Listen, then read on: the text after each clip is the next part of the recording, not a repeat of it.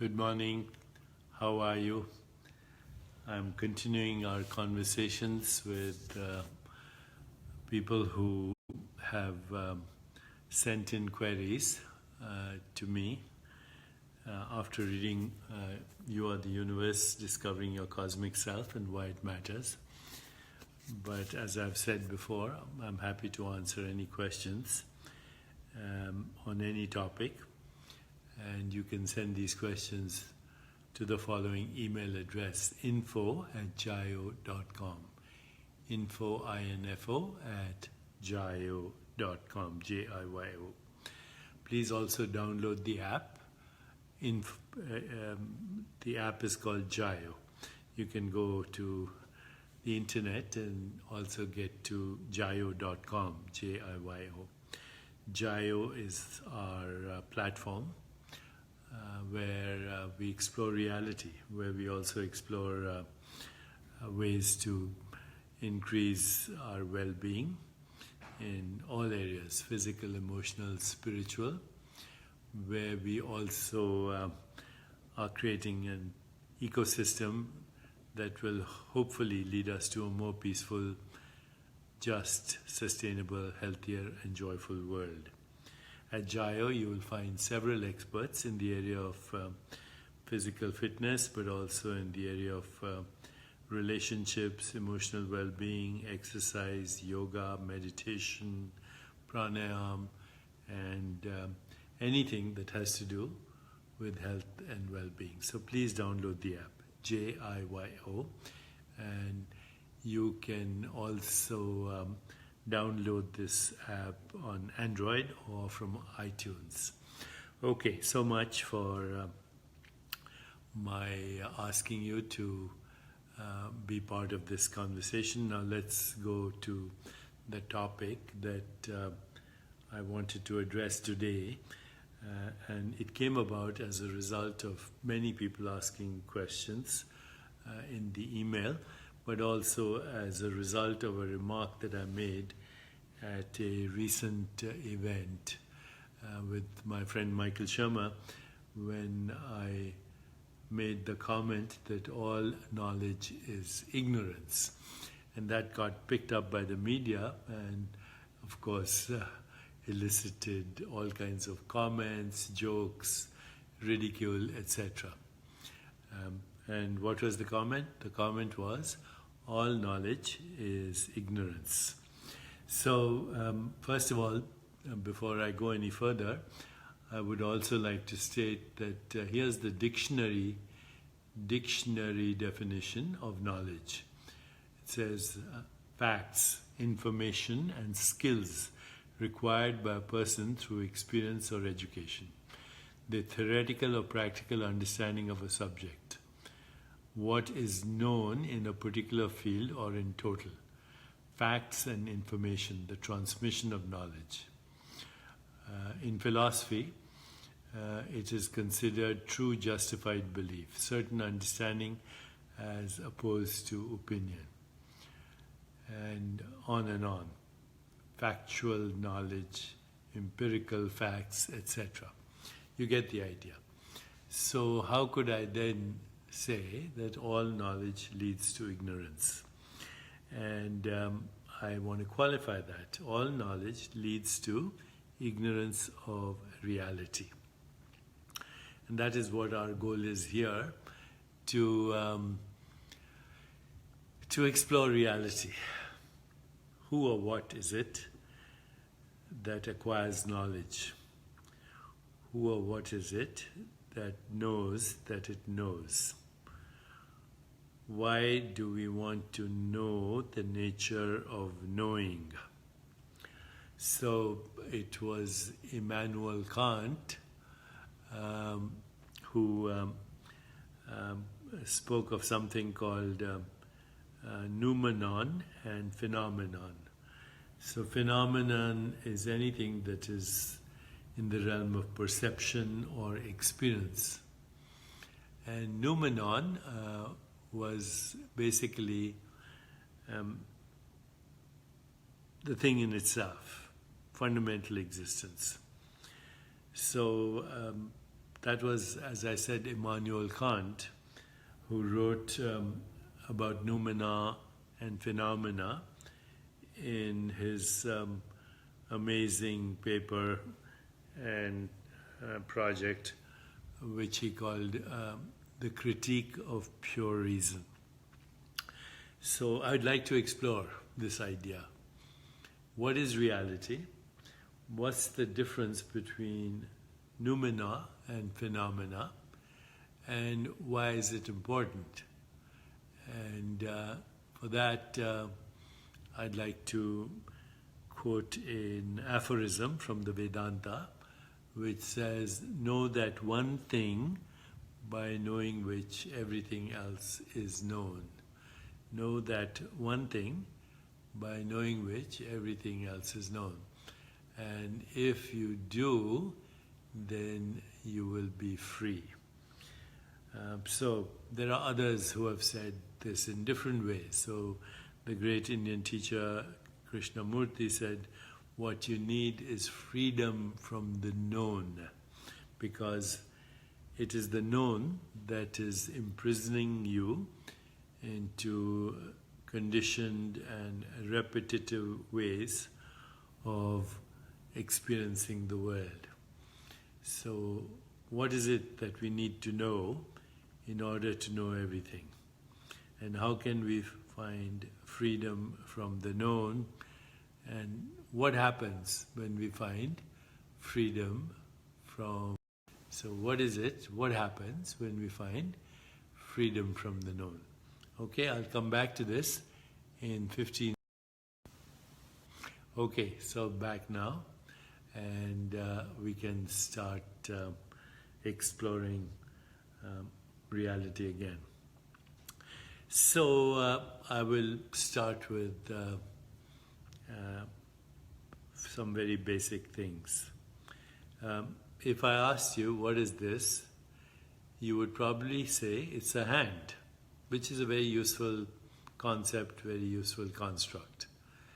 But before you get that construct, this on the level of seeing is a shape, a form, a color. As is everything that you're experiencing right now on your screen is a shape, a form, a color, and a sound. So sound, which is hearing, is a mode of knowing. Similarly, seeing is a mode of knowing. And all the sense perceptions are modes of knowing. Okay? Because without hearing, there is no sound. Without seeing, there is no form, color, or shape. Without sensing, there is no such thing as texture. Without smelling, there is no such thing as fragrance or odor. Without tasting, there is no such thing as flavor. Therefore, we can say seeing, tasting, smelling, hearing, sensing are modes of knowing. And what is known? What is known is experience. So our life is a continuum of experiences to which we give constructs and names and descriptions, and as a result of these constructs we create what is called everyday reality. We create the reality that we call mind, body, universe. But mind, body, universe are human words for modes of knowing and experience. Now, I've already told you that modes of knowing are sense perceptions, images, feelings, thoughts. Thoughts are in fact interpretations of experience, sense perceptions. The liking and disliking of that is the fundamental beginning of pleasure, pain, and everything in between, all the shades of emotion.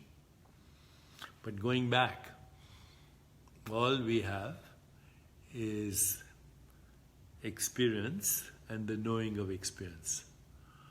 What is it that knows?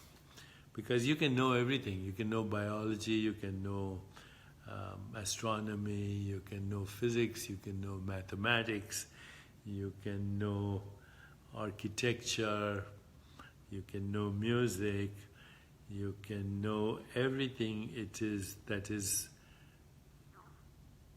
available to be known.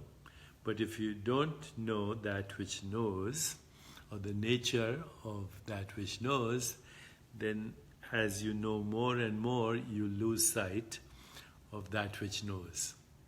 That is what I mean by the fact that all knowledge is ignorance of reality. Why I say ignorance of reality is that everything that we call real is actually based on a knowing that comes from an invisible domain, and for lack of a better word, we call that awareness or consciousness. So unless consciousness knows itself, unless you as a conscious being know yourself, then everything that you know actually takes you away from your own being. And therefore, all knowledge becomes ignorance of reality. Are you with me? That all knowledge without knowing that which knows is ignorance of reality. I need some feedback. Are you with me? Are you with me?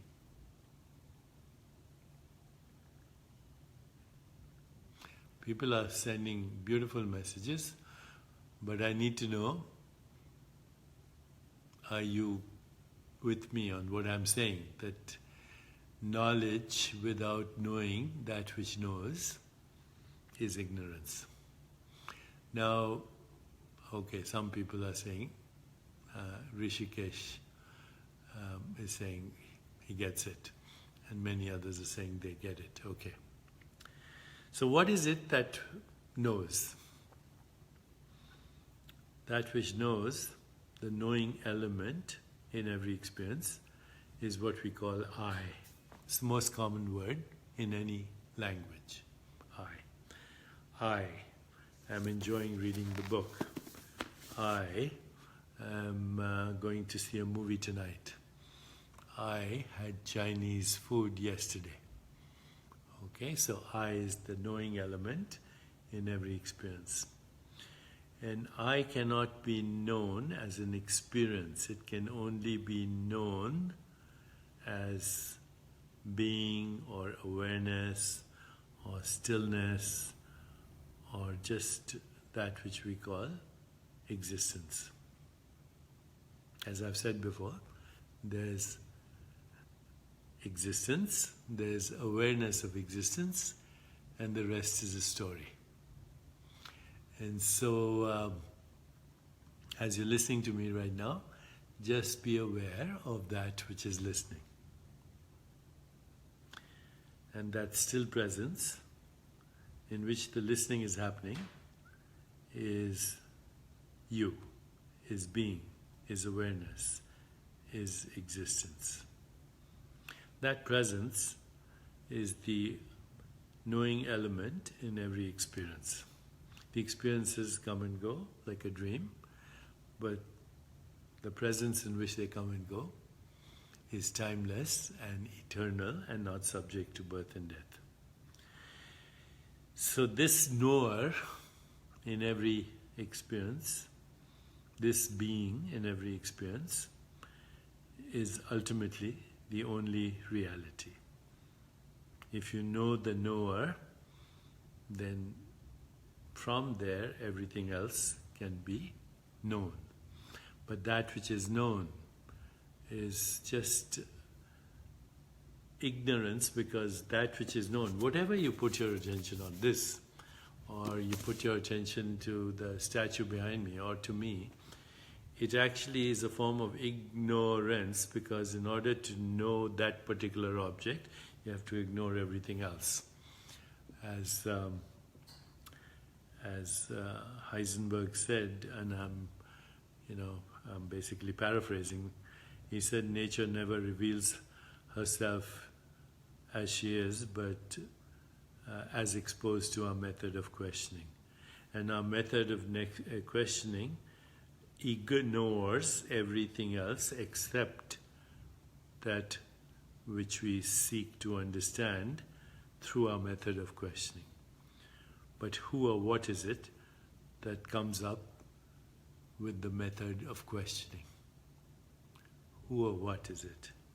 So as we know more and more about specific things, we know less and less about that in which the knowing happens. Okay? That which knows is not an experience, but makes experience possible. And that which knows itself as the object of experience. In other words, this book is a symbolic expression of yourself. So is the body. So is that which we call the mind. So is everything that we call everyday reality. Everything that we call everyday reality is the knower knowing itself symbolically as the object of experience. And that raw experience is a modulation of the self as sense perceptions and their interpretations as thoughts. So who is it that knows? What is it that we're looking for? We're looking for ourselves. And yourself cannot be known as an object other than symbolically as an object. So what you're looking for is where the looking is happening from. I'll repeat that. What you're looking for is where the looking is happening from, right now, this moment. And that is not a place, because it is dimensionless. You, the knower, is dimensionless. Which is great, because dimensionless also means infinite. Infinite. You're an infinite being having the experience of that which is finite. And that which is finite includes the body-mind and every object of experience, including the body-mind, which is also an object of experience, transient, arising, falling. Only existence, awareness, being is timelessly now. Timelessly now. You are a timeless being having a time-bound experience. The time-bound experience is of the nature of a dream, a lucid dream, because it arises, subsides eternally in that which we call now. But now is the presence of being in which that happens. Dimensionless, infinite, unbounded, not subject to birth or death. This knowledge is very important for us to alleviate our own suffering and the suffering of others. So we stop grasping and clinging, we stop being afraid of impermanence, we stop identifying ourselves with the skin-encapsulated ego squeezed into the volume of a body in the span of a lifetime, and we stop the fear of death. Because when you know what you know, then you realize that birth and death, like body, mind and universe, are human constructs, very useful for creating technology, gadgets and everything else, making our life comfortable, sometimes uncomfortable, but not giving us access to that which knows. Know that one thing, by knowing which everything else is known. Know thyself. Nothing new, but freedom comes only through self-awareness, self-knowledge, and self-inquiry and transcendence. See you tomorrow.